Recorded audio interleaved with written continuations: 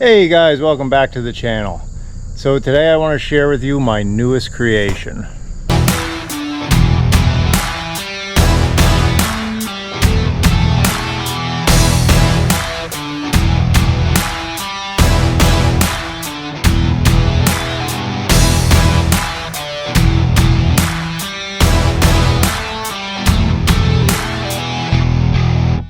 So I just got this sprayer out and ran a calibration on it. I'm getting ready to go spray some fall herbicide here, and I had the camera at the shop and I thought this might be something you guys are interested in. So this is my latest invention. I actually put this together in June after we were done with spring herbicide. It was pre-YouTube, so I don't have any footage of me building this. But this is a 100% custom spray rig here, and what it does, it allows us to spray 2 rows at one pass. Before I built this, our sprayer was set up here with just belly nozzles, like what you see there. That's a spray nozzle, and it has a little tip in and obviously shoots a fan spray pattern down. And what we use this for, our rows of Christmas trees, we try to keep a clean band without any weeds or anything in to eliminate competition, and it just makes for better Christmas trees.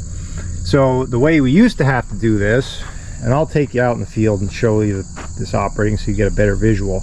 We used to have to run up and down every single row with a nozzle on both sides and spray the whole field that way. It takes a lot of time.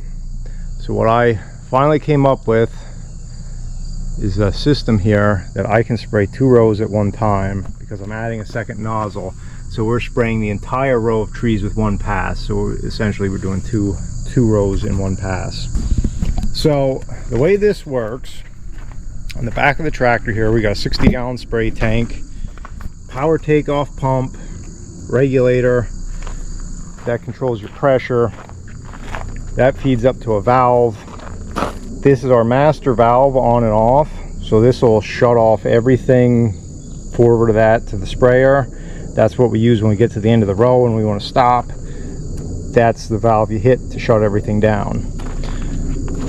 This sprayer I rigged up with individual valves, so there's 4 valves for each nozzle. And if you can see here, I have a micro valve on here, so I can dial in these nozzles if one is flowing different than another.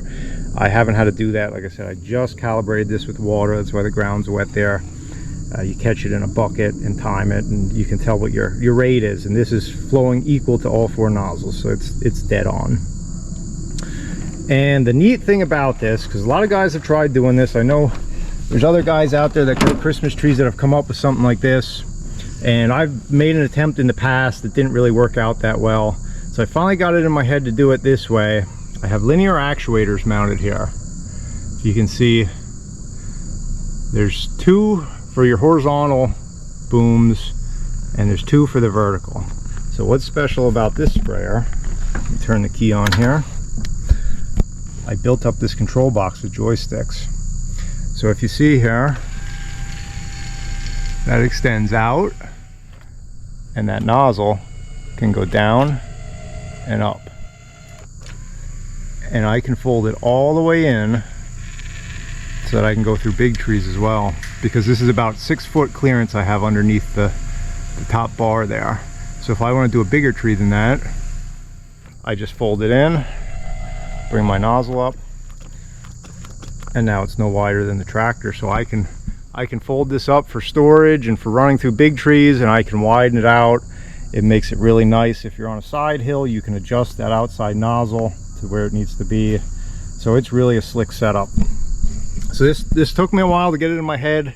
It was kind of a bit of engineering to get these linear actuators mounted and get all my geometry right, that I could fold it up and extend it as far as I need without having too big a profile on the tractor. Obviously I had to brace everything up here.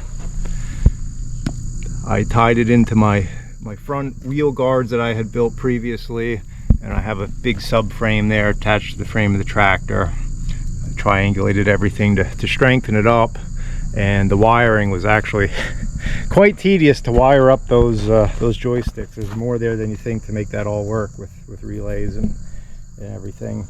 So I have a few acres on this that we did here as a trial, some spot spraying in spring, and now I'm taking it out, and this is going to get a lot of acres on it here this week. And I just thought this might be something you guys are interested in. I know everybody likes to see different machinery. As far as I know, this is a one of a kind. I didn't copy this design from anybody. Like I said, there's other guys that run 2-row over the top sprayers like this, but I've never seen one done this way.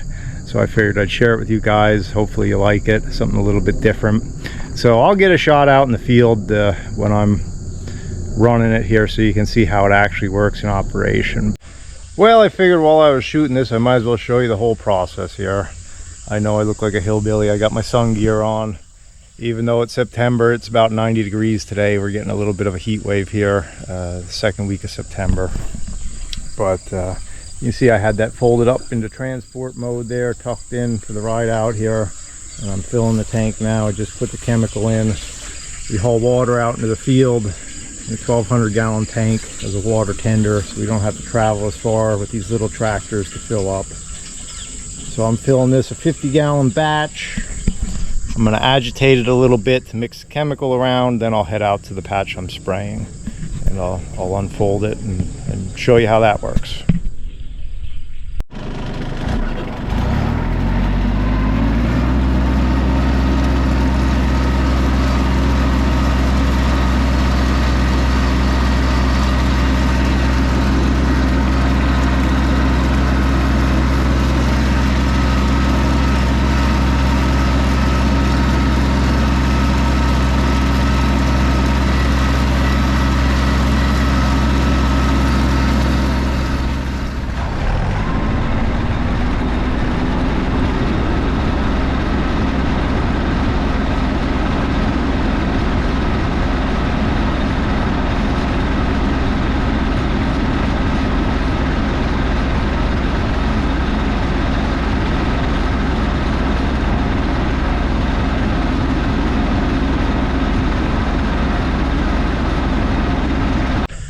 Well, there you have it, guys. That's the view from my seat for probably the next week at least. It's going to take me that long to get over all the ground I got to cover. Maybe a little bit longer, but that's okay, because in the past this was a 2 or 3 week job, and hopefully by coming up with this machine I cut my time in half. We do have a second sprayer we'll run if we have the manpower to run it, but that was part of the reason of building this. I'm sure if you're into farming or the sawmill or anything, you know the same old story. Good help is hard to find, so anywhere you can do more yourself, that's usually the better way to go.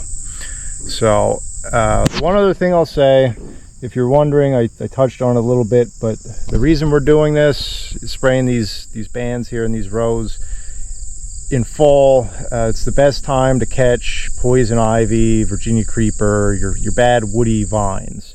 And that's something, you know, we've been fighting here. It seems everybody fights that stuff. So this is the best time of year to catch that and kill it. So that's really what I'm targeting. You might have heard me say in other videos, we don't spray herbicides near as much as you know, some other types of agriculture, some other farms. We tend to try to mow the fields both ways and cross-cut and promote grass in the summer. But here in fall, we like to start off fall and winter, and in turn going into spring with a clean slate and nice clean bands. It helps these, especially these smaller trees, to get established. And we typically don't spray our bigger trees, because once they get up to about 6 foot tall, they have enough shade, they cover the ground enough that they don't really have a problem with weeds and grass that much. So they don't need as much help to starve the competition of the grass, if that makes sense. So just a little insight to you on the tree farm, and this will be my view for the next week. So thanks for watching, guys. Take care.